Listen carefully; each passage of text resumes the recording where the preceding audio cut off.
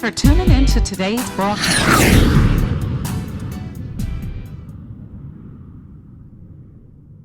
So the title is the exposing the thief called lust, because lust has been stealing some things.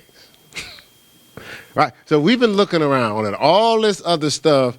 You know, think about this. Some of y'all some givers. I mean, we have a wonderful church. People been giving to this church from the giving. I think the first person, we was in the Bible study, person was sending money for tithe to the church. It was $600 a month from day one. You know, like, but sometimes you could do all that, and you say, well, he said he'll pour out a blessing and have room to receive. He'll rebuke the devourer for my sake. My vine won't cast forth fruit before it's time, right? That's what we say, right? And we go, where's my resources? Where's my money? Where's my breakthrough? You go, well, I think somebody stole it. Or at least tried to steal it. But we're gonna expose it today, right? Right? You know, where's my healing? I think somebody's intercepting some stuff that God has been trying to send your way. There's a thief. You know how you're building a business, and so you're getting the profit. The profit's coming in, and they have to make the deposits in the bank. And so you know, you busy and everything. You say, man, I'm gonna go check the bank, man. I'm gonna check the bank and look at how much money I've accumulated. And you looking at it and be like, ain't no money. But you're like, well, we had all these deposits. Where'd the money go? Somebody was mishandling the funds. What they call that? Embezzlement? Somebody embezzling the funds. I was at a place one time. This is a church, and no, thank God we was out of town. Thank God that God saved us, because we was a part of the count team, and so we was out of town. We was out of town for like a week. And I think we was out here. Yeah, we were. Yeah, we was out here. It was the first time we came to Scout Charlotte, 2007. We came back. Now we used to, yeah, I can say this. We had this special room we used to be in, the huge room. We came back, everybody was crammed in one office. I was like, what's going on? And they said, well, $10,000 is missing. Well, it was a check for $10,000 is missing. I don't know if they ever found it. Then they said there was some other money that was passed. See, again, because what some people do is they'll put certain stuff in the pot, so they know that at least that has to show up. Well, that didn't show up either. They do it in business all the time. They're like, all right, hey, send this through. Right? Right. And so something was embezzled. Well, guess what? God's been sending stuff. It ain't been getting through. It should be on our spiritual accounts. Right? Somebody been embezzling our stuff. Now, it's already bad if somebody embezzling your stuff and you ain't giving permission. But if you helping the person embezzle stuff, imagine paying somebody to take your money. You paying them, giving them a great salary, and they stealing your money. All right, good. I just want to make sure. All right, so let's go here to 1 Peter 5. We're going to start with 1 Peter 5. If you get a ill thought, you know, sometimes some of these teachers get an ill thought, cast it down, right? Cast it down and get back in the game, all right? All right, don't park at the ill thought, okay? All right, so 1 Peter 5, verse 8. It says, be sober. Y'all know what be sober means, right? It's clear thinking, sound mind, right? Right? It says be sober and vigilant. Vigilant, sorry. I didn't say that right. Vigilant, right? Yeah, so that's intentional, right, sweetheart? But it's a passionate intention, Ed. It ain't just casual, right? It says, because your adversary, the devil, as a roaring lion, didn't say he was a roaring lion. So as a roaring lion, almost like, you know, the Wizard of Oz, the Wiz behind the curtain, or Milan, you know, the dragon that was really a shadow, right? You remember that? I watch kids movies too. All right, so So as a roaring lion walketh about seeking whom he may devour. Now, the as a roaring lion seeking whom he may devour ties in. See, because if I'm not really a lion, I can't devour everybody. There's only some people that's going to maybe fall for my front. Right? He says, so he's seeking whom he may devour. So we already know he's trying to devour folk. And you don't have to read it, but go there. But Job chapter 1, it says the sons of man came around God, right? With the angels, this is the angels, so fallen, which was Satan, and then the other angels. And so God, he read them. Almost like Lou, he used to be Lucifer. Lou, what you been doing? Yeah, I've been walking to and fro. Basically seeking who I can take out. Right? Walking to and fro what? Seeking who I can take out. Right? So we know his goal is to try to take us out. Right? We got that down? Now let's go to 2 Corinthians chapter 2. 2 Corinthians chapter 2. Yeah, 2 Corinthians 2:10. It says, to whom ye forgive anything, I forgive also. It says, for if I forgave anything to whom I forgave it, for your sakes forgave I it in the person of Christ. It says, lest, now we talked about forgiveness first, right? And then it says, lest Satan should get an advantage of us. So it's weird because it's saying, it starts talking about forgiveness, then it shift over into Satan taking advantage of you, right? It says, lest he should take advantage of us, for we are not ignorant of his devices. So it's saying that we should be ignorant of his devices. Now, you're saying seeking whom he may devour. It says don't be ignorant of his devices or his tricks. But then it goes into saying that we need to be forgiving. So let's go to Hebrews 12. So I'm going to walk through this because we're talking about catching this thief, but let's just see what the thieves, you study out. You ever see, I'm a movie guy. You watch the movies and you got the thief that can't nobody catch. And they've been studying him for years, his habits. They'd be like, I know him. He's probably in town, to get the crown jewels of whoever, of Jimmy. right? He's like, no, this ain't, he don't normally roll like this. So somebody got shot. No, he don't roll like that. He don't roll like that. He don't roll like yeah. It's not his MO, right? That's not his MO. I don't think it's him. Well, what we walking through is we're trying to see a pattern here. How the adversary be operating. I'll tell you this. There's a couple of stages in my life where things seem a little weird. So I had a tryout coming up, but I hadn't found my wife. This is the statement I made, walking down the street talking to God. I said, God, now that's not like you. Basically, that's not your MO. It seemed like I would have met my wife already. I met her the next week. Kid you not. And when stuff be happening, I was like, babe, knowing God, he don't roll like that. But God ain't the only one that got an MO. The adversary got an MO. All right, so we see a pattern here, and let's go to Hebrew. We said forgiveness is a part of one of his devices, right? To trick us, right? To trick us so he may what? Devour us. Right, I said unforgiveness. Thank you, wife. Brother need help. All right, so I'm not by myself. All right, so Hebrews 12, and we'll go over here to verse 15, not 14. It says, follow peace with all men and holiness, without which no man shall what? See the Lord. Key to seeing God is peace with people and walking in holiness. Otherwise, you don't see God, you're going to miss God, you don't have no hope. And look at here at verse 15. Looking diligently. We read diligent earlier, but diligently, lest any man fail of the grace of God. Right? After the semicolon, it says this, lest any root of bitterness springing up trouble you. We just went over unscrambling the mind, right? Trouble you, right? The root of bitterness end up trouble you, and thereby many be what? Defiled. Now look at the next verse.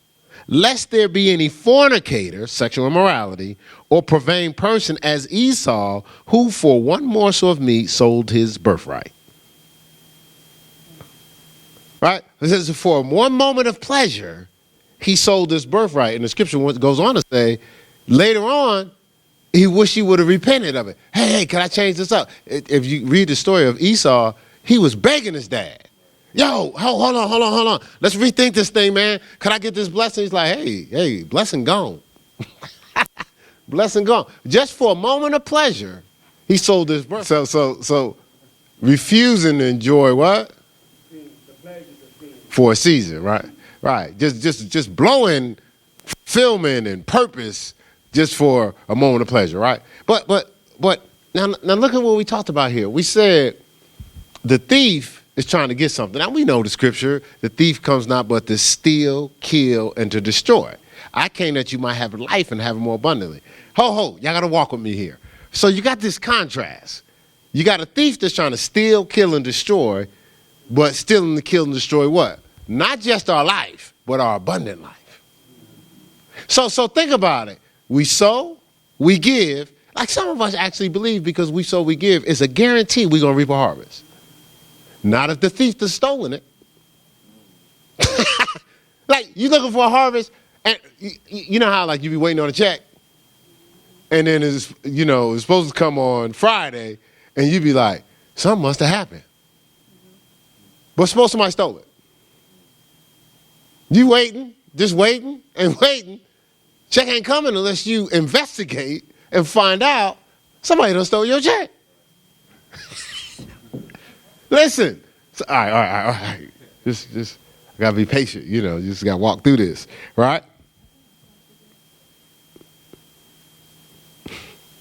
It'll all come together, grasshopper. All right, so First John 2. So good you taking notes. All right, good you taking notes. All right, so we got 1 John 2. All right, now this is good. This is good because we got this thief. And he's trying to take some stuff from us, right? And we said we identify Satan, right? Seeking whom he may devour, right? Then it says, don't be ignorant of his devices, 2 Corinthians 2. And it included in the device, it said devices, but it highlighted a particular one, unforgiveness, because unforgiveness has something to do with our relationship with people. Then it said walk with people, right? The scripture, then it says walk with us peacefully, all right? It says, unless what? A root of what? Bitterness spring up, trouble you, right? Didn't it say that? Right. See, now, when you trouble, you normally trouble, because we just did a teacher. Where you trouble at? Right? Okay, all right. It's all going to line up. Right? All right, so now let's go over here to Keith Bradley. You just be doing too much sometimes because I was supposed to. Yeah, I know that, but I think I played myself.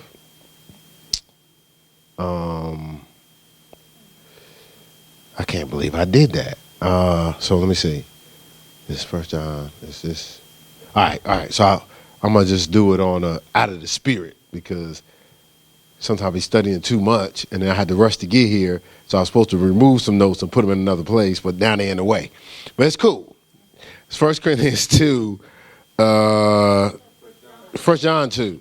1 John 2. 1 John, ready, set. All right, so 16. It says, for all that is in this world, right? Now it's summarizing. For all that is in this world, look, the lust of the flesh, the lust of the eyes, and the pride of life is not of the Father, but of the world. And the world passes away, and the lust thereof. But he that doeth the will of God abideth forever. So you got another contrast here. You got for all that's in this world, I just want to let y'all know. The lust of the eyes, the lust of the flesh, and the pride of life, that's not of God. That's of the world. right? He says, and all this stuff is going to pass away and that lust thereof. But if you're doing the will of God, that's what's going to keep you, right? He said, kingdom stuff is what's going to keep you. World stuff is going to crush you. All right? You got me so far? All right, okay, good. Now, this whole lust of the flesh, the lust of the eyes, and the pride of life. So that's a tool, right? Lust of the flesh, lust of the eyes, pride of life. Now, that's not a new tool. That's an old tool.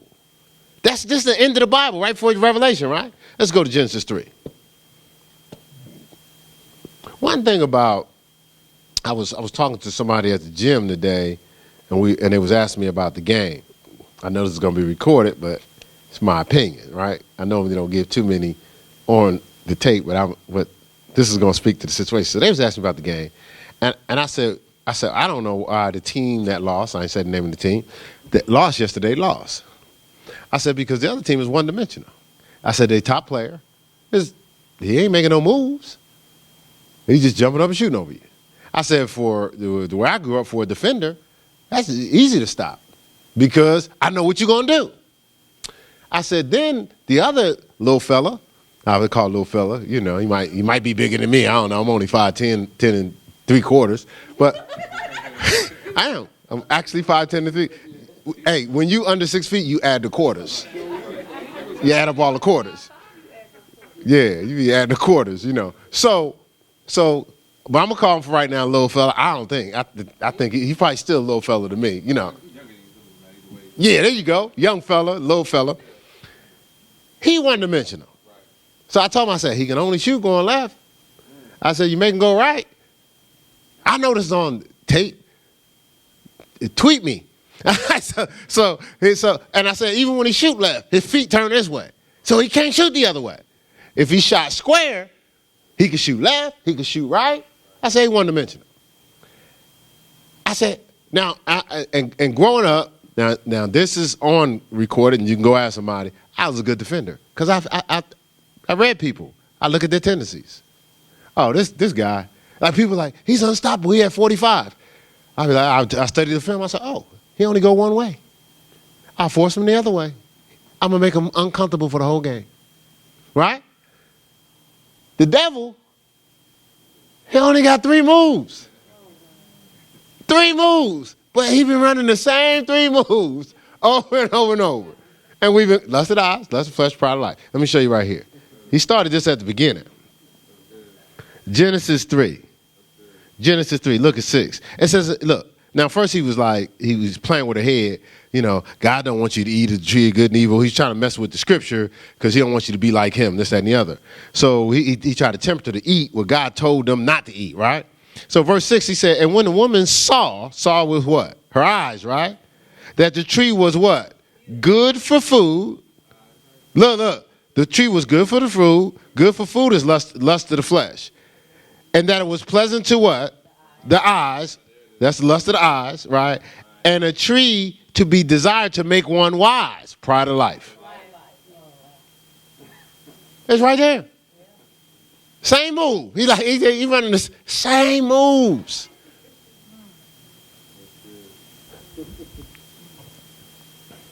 Look at this, Mark chapter 4. Matthew 4. And, you know, it talks about the sower soweth the word. It says the Satan steals immediately when they're offended. Like people think offense is an option. And then they lose the word. But without the word, you don't have faith, right? Without faith, you can't see. If you can't see, you have no hope because how you going to believe for something? You just be stuck with what you have, right? So it says he tries to steal immediately. Then it says some people get the word and it's on stony ground. You know, it says when the persecution and affliction arises for the word's sake, you know, they're offended, they lose the word. Then it says, look here, it says in verse 18, it says, and these are they which are sown among thorns, such as hear the word, right? Look, so these people get the word and the word gets in them, look. But it says, in the cares of the world, deceitfulness of riches, and the lust of other things enter in and choke the word, and choke the word, all right? And I had this lined up. What did I say? I said Matthew? I said Mark at first. It's been a long few days. Work with your pastor. It's Mark. I'm sorry. Mark chapter 4. Thank you. Mark chapter 4. I apologize. Mark chapter 4, 18 and 19. All right, so here you have the cares of the world, deceitfulness of riches, and the lust of other things. And if you take time, you triangulate that, it's the same thing. It's the lust of the eyes, the lust of the flesh, the lust of the eyes, and the pride of life, right? You know, from pride of life, cares of the world, deceitfulness of riches, and then the lust of other things. It's that same pattern. The things that choke the word are the very things that he uses to tempt you, that he's been using the whole time. It's the same. It's the same game. Now, bottled up in all this is a how can I put it? Is a nourishment. Now, this might sound crazy. The nourishment for all this stuff is unforgiveness. So he'll try to feed his weeds with unforgiveness. See, the thing is about one of the things about unforgiveness, and I share this. I know I'm gonna have to do a teaching on just maybe some mental illness and stuff, but it's an incubator for that stuff. Bitterness, unforgiveness. You know, people lose their minds. Like literally, like you know, I have family members that literally have never recovered because of they allow offense or bitterness and unforgiveness. But you're gonna see that the bitterness and the unforgiveness is the reason why it's a tool, because it creates a void in us. And when you have a void, it creates a thirst. And that thirst is supposed to be what God is supposed to fulfill. But what happens is we fall for the okie doke and allow the world, we drink of the world. So it's almost like, oh, this is great. This is straight Holy Ghost. All right, so you're in a situation, you're doing well, you're living right, right? You're living right. You're living right, right? Can I get an amen? Amen. Okay, good. You living right. Everything's going pretty good, you know. Promotions and money. Just went on vacation. Just dropped 40. You know, just everything's just going good. Well, somebody you really care about just did you wrong, hurt your feelings. Oh, crushed you. You know, girlfriend could have broke up with you. Child could have disrespected you. You know, or best friend could have just talked about you, something like that. But you crushed, you hurt. Well, you ever see, and this is how the world trains you. You ever see the world trains you what? Man, you know what? I've been doing right. I need a drink. Right? It's almost like in the world, that's like normal, right?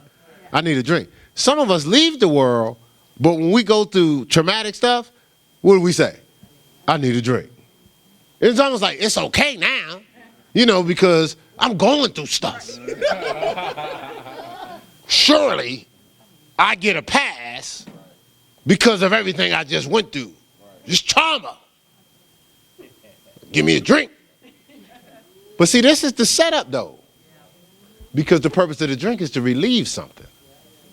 And everything in the world tells you it relieves something. Right? But it doesn't. It creates something. Think about it. If you're feeling depressed, the world says go get a drink to relieve the depression, but alcohol's a depressant. And the worst thing about it is it creates an appetite for more.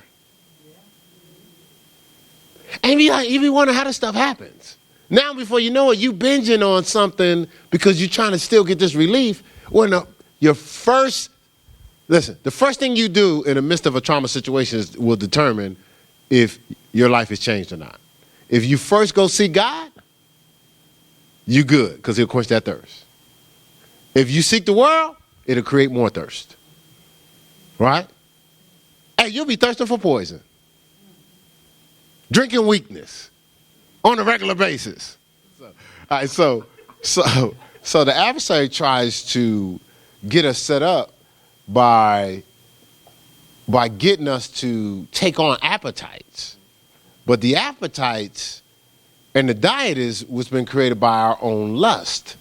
Now, all right, so, because I don't want to, I said I was going to be patient. All right, so Hosea 4. Let's go to Hosea. Well, we ain't have to go there. You can write it down. Hosea 4:6. My people, who? Who people? Right, so God's talking about his people, right? All right, so this is not just sinners. This is people, God's property, right? Right? Right? Church, are you with me? All right, so my people perish for what? Lack of knowledge. But it goes by, well, look you said it, the Amplified version says redemptive revelation. Redemptive means to be, the revelation that helps you to be redeemed. To recognize the price has been paid for what's this curse that's been set on you, this debt, this sickness and disease. Look, this inability to control your own cravings, right? That's a curse. You know, you know that's a part of hell, right? The torment. The torment is you have an itch you can't scratch. Now, I say itch. Fill in the blanks. You have a thirst that you can't quench. You have a lust that you can't gratify. Only it's not temporary, it's forever. So you don't want to set yourself up and go into a situation. Never mind, that's a whole nother story. All right, so you got me, all right? My people perish for a lack of knowledge. Let's go to Proverbs 6. And we're talking here about exposing a thief called lust. Because suddenly lust has been allowed to hang around in a lot of lives, and it's stealing. So lust has been hired as your top accountant. And so as you're getting in all these blessings and funds that you're drawing in from God by sowing your seed and tithing and doing all this benevolence and helping people out and caring for people and loving people just because, right? You do all that stuff, and so you deserve a harvest for that, right? I mean, come on now. God promised a harvest for the seed sown. Yeah, just make sure you don't hire the wrong accountant.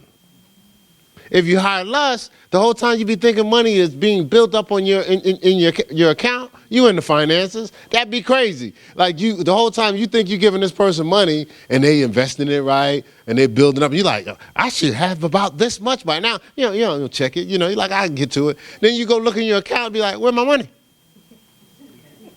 Somebody's fleecing it. Yeah, that's what lust's been doing.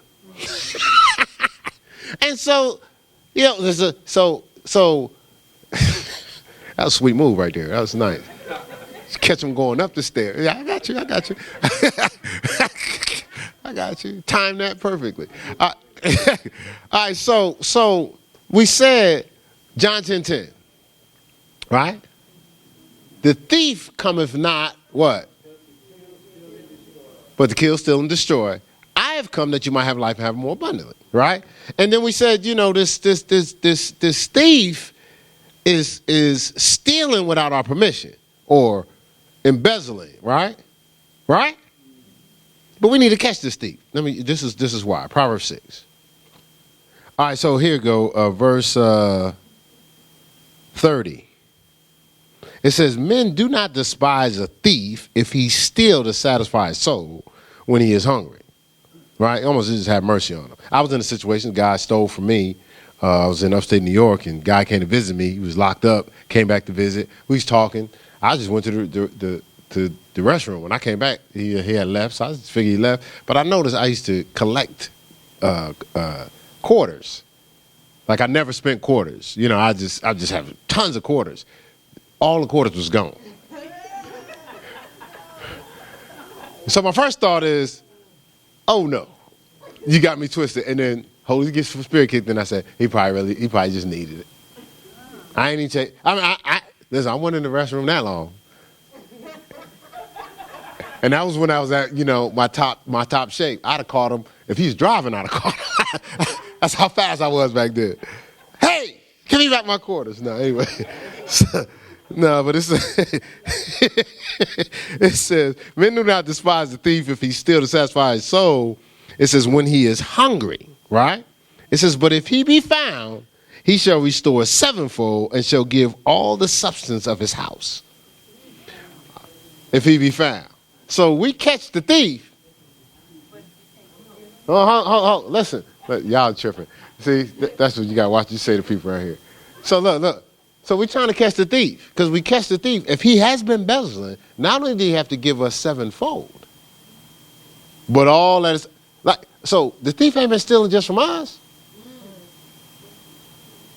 He's been stealing from a whole lot of folk that's been allowing him to handle their accounts. Right? So Lust's been stealing from a lot of folk. If we catch him, all that stuff that seems like it's been delayed comes pouring quick. But see, it's hard to catch them because some of us have been, harboring them. Yeah, harboring the thief. You know, you ever see somebody, they're going through abuse and the police officer come to the house and they're trying to catch them and they be like, no, everything's fine. We could have got him that day. Like, we could have caught him. Everything's fine. You know, because like you can't be in denial here. Because the thief, listen, y'all know God's trying to give us information because he's trying to help us, right? You can't be in denial. And this is, listen, across the world, everybody has dealt with some level of lust. So don't worry about it. Yeah, male and female. The last time I taught this, while I was in another state, I researched, and the top people dealing with the internet porn was females. And yes, tops was females. You said you never thought it, but it makes a lot of sense. It's private. Like, who's gonna know? Like, yeah. They was watching all types of stuff. See, it's hard for people to realize. Really? Yes. On every site you can think about. Yeah, there you go. See, and that's why I said the history, most people don't, it makes sense to me because if church is where you get delivered and get freed, how many sermons have you heard people talking about lust? The old school people, as you was coming up, at the Church of God. How many times you had a bunch of lust sermons?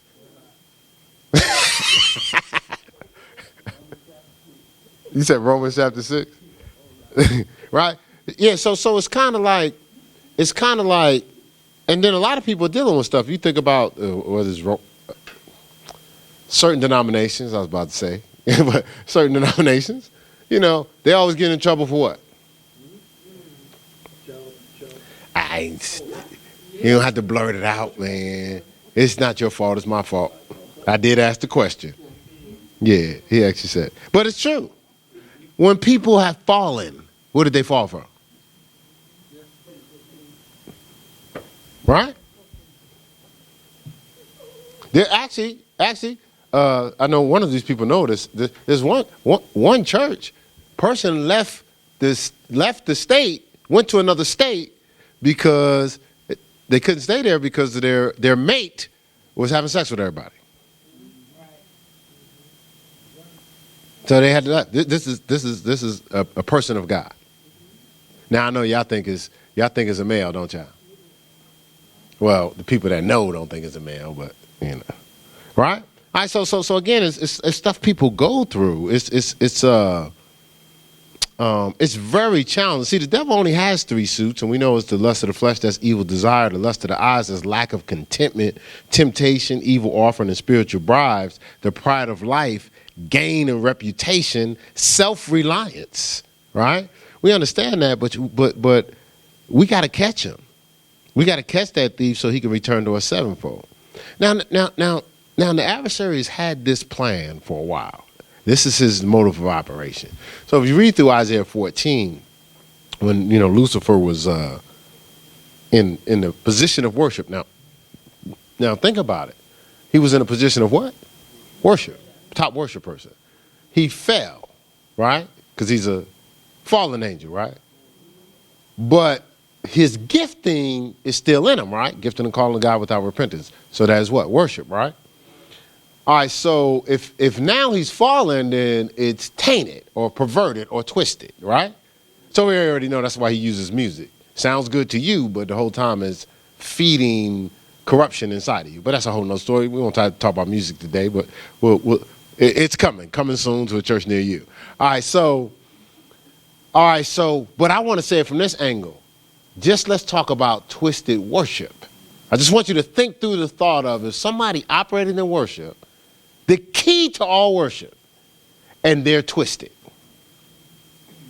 Right, so now they're operating in a level of passion, a passion that creates an atmosphere of power. You know, passion, you could use the words kind of interchangeably, but now it's perverted. It's twisted. So they still have the effort, it's just directed in a different place, right? Right? They still, so he said this in Isaiah 14:12. He says, I will gain authority or rule in God's kingdom, right? That's what deception spoke out. I will gain authority. I will be where the Most High is. I. That's why I tell you, stop with the eyes, right? You know, that self. But his goal was what? Authority in the kingdom, rule in the kingdom, taking over the kingdom. Because he figures if I get in the right position, right, I can have everything. They won't have what they're supposed to have. Now, when he fell, God, it says in the Bible, in John 6, I'm seeking worshipers. That will be us. Who you think we're replacing? Lucifer and his fallen angels, which were the worshipers. Right? You got me so far? All right, this is all going to tie in because we're still trying to bust the thief out, right? But we're trying to see what his motive is. And so he's trying to get rule in the kingdom. And so now I'm trying to get rule in the kingdom. He comes up with a plan, devices, but he's limited, right? Because he's not all knowing, he's not all power, he's not omniscient, omnipresent, and all that. So his eyes come up. So he came up with lust of flesh, lust of eyes, pride of life. And since it's been working, he hadn't changed it. He's also come up with, I gotta sever relationships. Because I've already seen when they're in agreement, nothing can restrain from them they imagine to do. We're all in agreement. We're just choosing what church we want. Who can stop us? We're in agreement, right? We're in agreement. We're just deciding what we want to do. And no, we're deciding as God leads us. Just thought I'd slip that in there. Right? But we're in agreement. But let's say even if God didn't tell us, if we're in agreement, it will happen. It's just, it will be, we won't have God endorsing it. Genesis 11, remember? It said they had one mind, one speech. Nothing would be restrained from them that they imagined to do. Because they was on one accord. So he says, I know how they are when they're on accord. And they trying to live for God. I don't need them in agreement. So I got to sow discord among the brethren. Proverbs 6, right? Before he got into the thief, it talked about sowing discord among the brethren. Same chapter. The earlier verses. He said, okay, what I got to do is I got to create bitterness, a root of bitterness. We just talked about that Hebrew 12, a root of bitterness in their heart. I got to create misunderstanding, right? We talked about that in Unscrambling the Mind, right? Right. Remember we talked about excellent thinking on excellent spirit on Sunday, right? Like, do we care enough about people to be exhaustive in how in searching for an understanding, right? That was Sunday, right? All right, so he says, no, see, I don't need all that because that's going to keep them in harmony. I get how you present yourself in public, but it's work to be married. Yes. All right, I'm going to tell somebody that's probably listening in what you said. But the reality is work. When I say work, I'm not talking about bad work.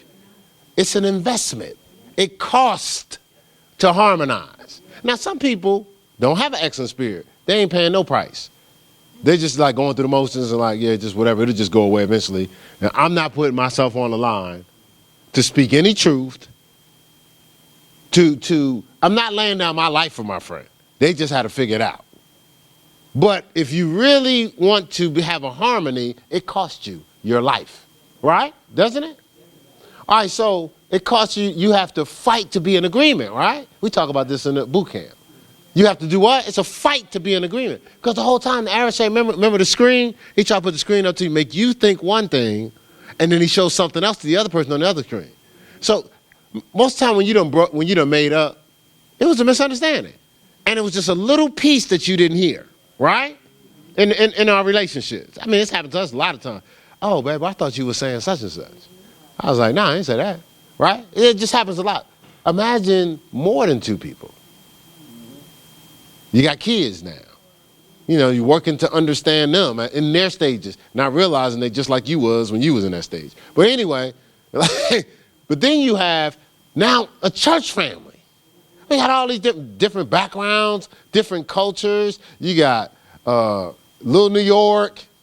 For the people on the video and listening online, that has been deemed as Greenville, South Carolina. I know y'all probably was thinking like New Jersey or Philly or something like that, but you know, we're down here in the South with the minister. But you got you got Greenville, you got upstate New York, people, New Jersey. All of us have been trained in certain environments and cultures. And actually, we never question it because it worked for us. Until you get around other people that go, why you do that?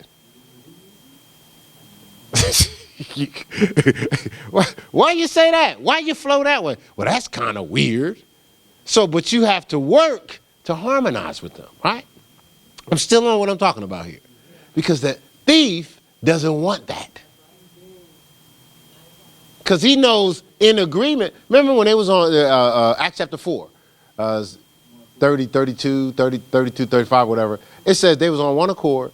It said they were so blessed, it said nobody lacked anything. It said nobody lacked anything.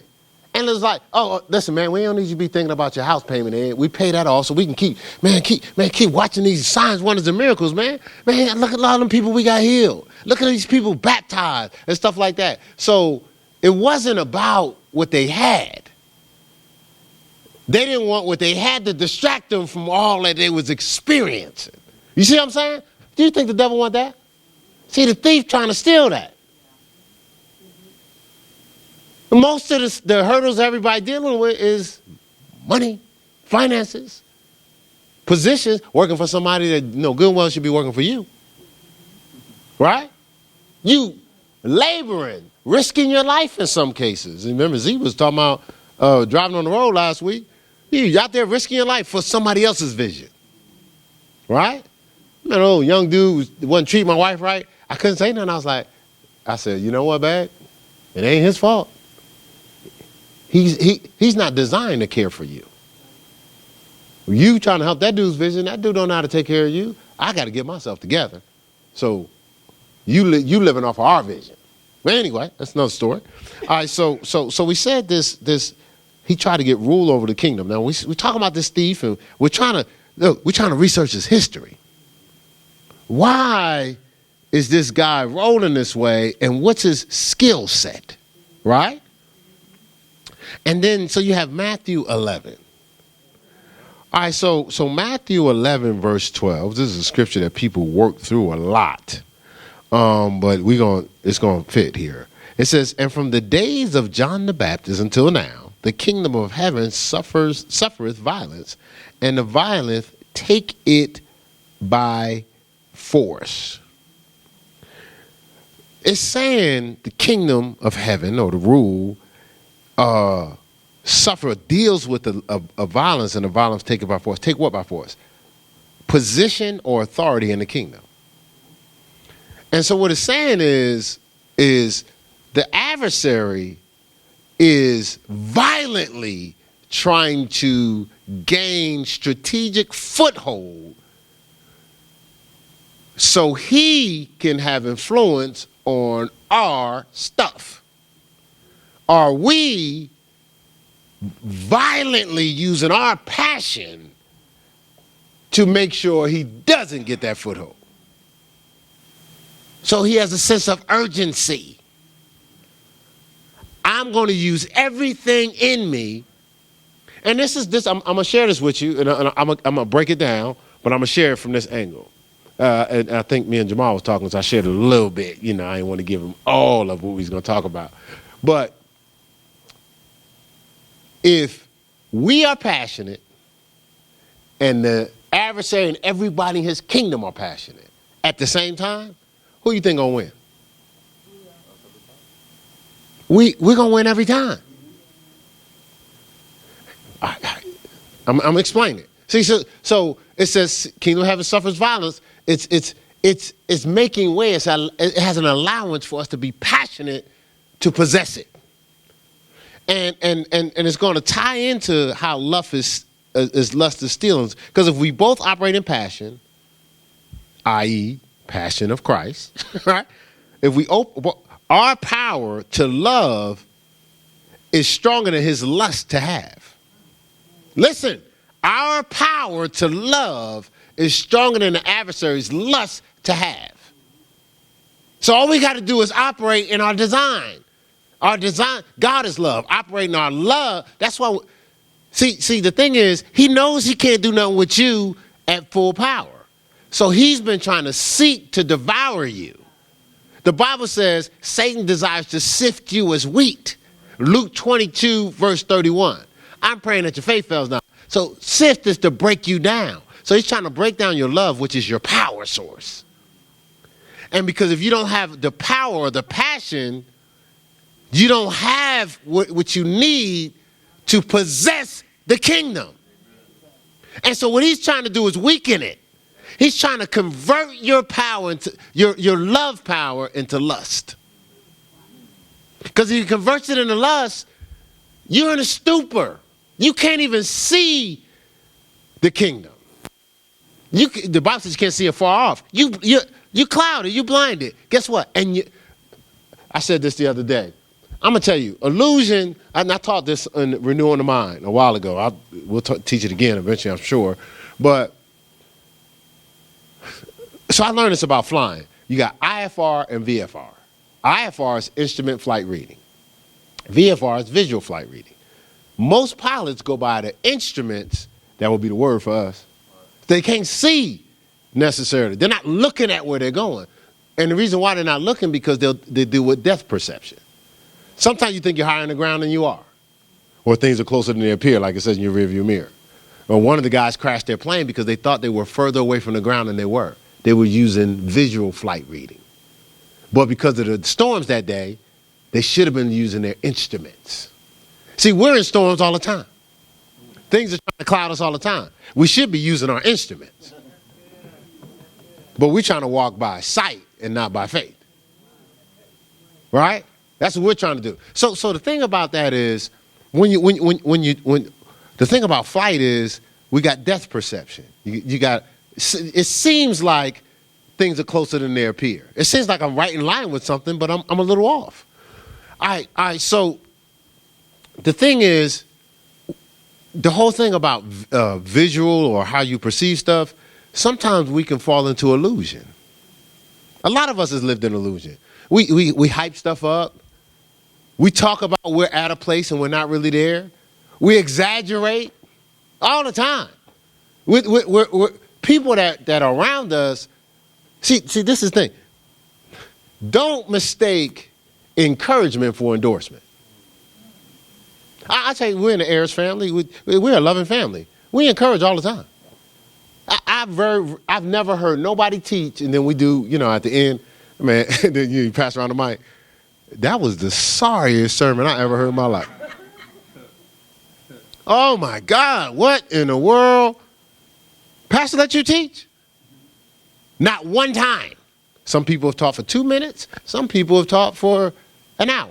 Not one time have you ever heard somebody say, oh my God, talk about stink. That was my phone, wasn't it? All right, so you know why? Because it's supposed to be an atmosphere of encouragement. But don't let that give you overconfidence and you cross over and thinking that's an endorsement and you don't still work on your craft. Right? There's a person I was trying to train, they're no longer here, and I forgot the atmosphere I was in. So I said, okay, before I give you my criticism, go ask the people. Why? Right before I even opened my mouth, oh my God, that was powerful. Okay, that's not what I was trying to do. And the person didn't teach nothing. We were talking about the classes. Person didn't teach nothing on the outline. I said, so if I gave out a handout, everybody would fail. Everybody would fail. Because you didn't get none of the information. Because you didn't study. The person didn't study. You're right. You know, I mean, we had a transparent conversation. They're not here no more. That's why I'm saying it, you know, right? So what I'm saying is the adversary is trying to convert our passion. He must break down our power to love and convert it into lust. He must break down our power to love and convert it into lust. He must break down our power to love and convert it into lust. Stealing our ability to possess or rule in God's kingdom. See, because Scripture says we're a royal priesthood, chosen generation, right? Holy nation, right? Look, Romans 8:19, all creation is waiting for the manifestation of the sons of God. And I'm going to tell you what a fool is. I did a teaching to the youth years ago called Don't Be a Fool. A fool is a person, Proverbs 1:7, who despises the knowledge of God, turns their back on the knowledge of God, just because it's not comforting, it's not endorsed in the position they're in at the time. That's a fool. The whole purpose of the word is to bring you from where you are, not to comfort you to stay there. Right? And see, when he's trying to break you down, at first he's trying to break you down and there's resistance. You ever see the movies where a person's kidnapped and they trying to get away? They're trying to get out of that place. But then after a while, a person starts talking to them nice and treating them a certain way. And after a while, they're working for them. They're on the team. They're assisting the people that's holding them captive. At first, he's trying to convert your power into lust, but he's really trying to take your power and convert it into weakness. But after a while, he don't need to. You're doing it. He don't need to. He got you. You're weakening yourself. And then people walk around, man, the devil is something else, man. The devil's a liar. Yeah, the devil's a liar, and so are you. Now somebody gonna walk out here and say, Pastor Keith called me a liar. I ain't say no names. But if you walk out of here thinking you're a liar, you're probably a liar. All right. Lust is intense. It's a unrestrained sexual craving, an overwhelming desire. And the thing about it, it'll steal your preparation,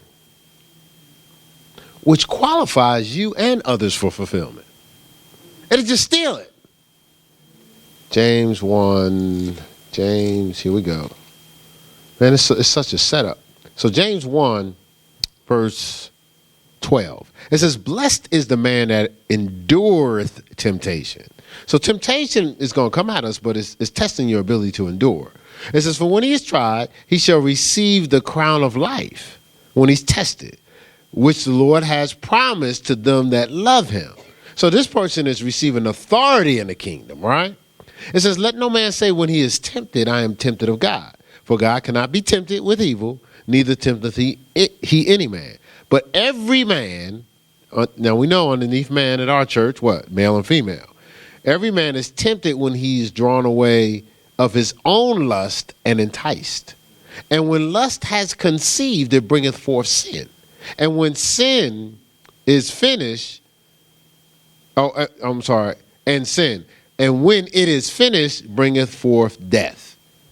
So the statement we used to hear for years ago, sin, takes you further than you want to go, makes you pay more than you want to pay. No, make you stay longer than you want to stay, and make you pay more than you want to pay. Like it's never just that initial yielding to temptation. It always tries to drag you. And I'll get into that. I'm gonna get into what I'm not gonna do it today because of time, but I'll get into what goes on in your mind. Because a lot of times people just they think they're making coherent choices.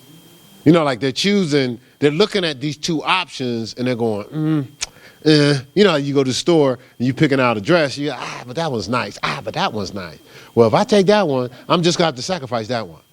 Well, maybe I can get both. You know, but but you're picking between two, right? Does that make sense? All right. Well, when people get caught up in lust and it blinds them, and the dopamine and everything start kicking in, the opioids and all that stuff. No, they're not choosing between two. They can't see two. I dealt with a guy. He was actually I think he was a pastor, and so I developed a good relationship with his family. So he kept going in and out of rehab and stuff like that. So they asked me to minister to him. So we became real close. And so his daughter would always come in and be crushed. She's like, he did it again. I said, well, let me explain something to you because I know what you're thinking. You're thinking he chose the freebase over the family. I said, no, the family wasn't a consideration.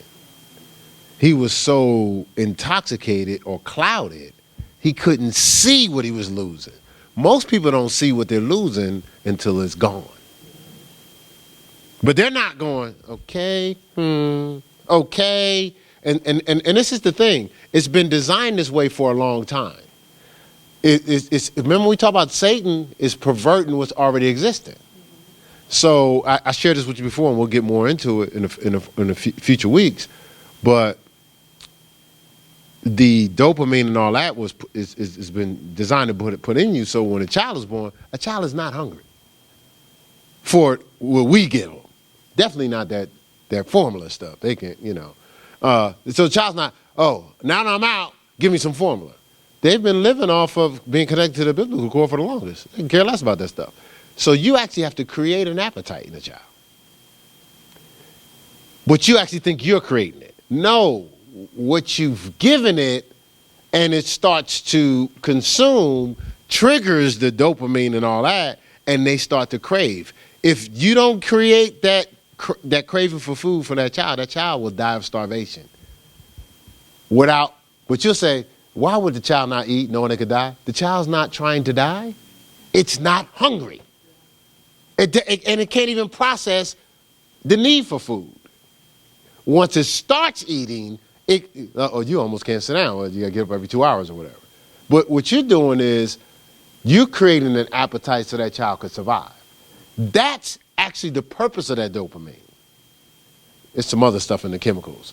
I'm paraphrasing some stuff because I didn't have time to bring it today. Right. But this is my whole point. It doesn't change the way it operates because we use it wrong. But its functionality doesn't change, but its effect does. Because now when you use it wrong, it still creates dopamine craving, but you're craving the wrong thing, and actually now you're throwing off its intended purpose. So it's almost like your system malfunctions. You can't even think right. People have lost houses, cars, jobs because of lust. They've thrown away careers. Thanks for tuning in to today's broadcast. To view videos or make donations, feel free to access our website at www.heirscc.org. Remember, at Heirs, we believe we're just what you prayed for.